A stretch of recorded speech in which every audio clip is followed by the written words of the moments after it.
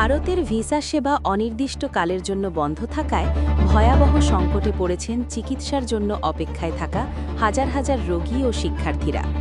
কূটনৈতিক টানাপোড়েনের প্রভাব এখন সাধারণ মানুষের দোরগোড়ায়।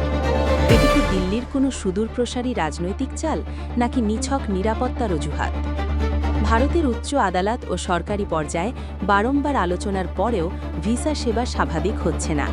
বিশেষ করে ক্যান্সার ও হার্টের জটিল রোগে আক্রান্ত ব্যক্তিরা সময়মতো চিকিৎসা না পেয়ে জীবনমরণ সন্ধিক্ষণে দাঁড়িয়ে আছেন।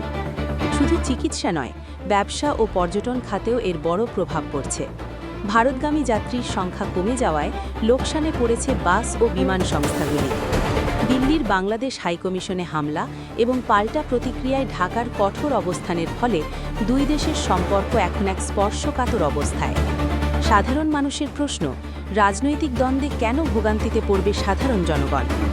চিকিৎসার জন্য এখন অনেক মানুষ থাইল্যান্ড বা সিঙ্গাপুরের দিকে ঝুঁকছেন, কিন্তু সেটি সাধারণ মানুষের সাধ্যের বাইরে। এমন অবস্থায় সমাধানের পথ কী হতে পারে? দ্রুত কূটনৈতিক আলোচনার মাধ্যমে এই ভিসা জট না খুললে মানবিক সংকট আরও প্রকট হওয়ার আশঙ্কা রয়েছে। দুই দেশের সাধারণ মানুষের স্বার্থে এই অচলাবস্থা কাটানো এখন সময়ের দাবি।